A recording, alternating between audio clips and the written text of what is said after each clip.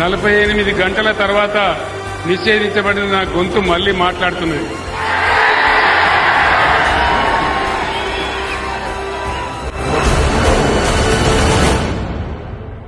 ఈ రోజు కేసీఆర్ బస్ యాత్ర ప్రారంభమైన తర్వాత కాంగ్రెస్ కు బీజేపీకి గుండెలు వణుకుతా ఉన్నాయి.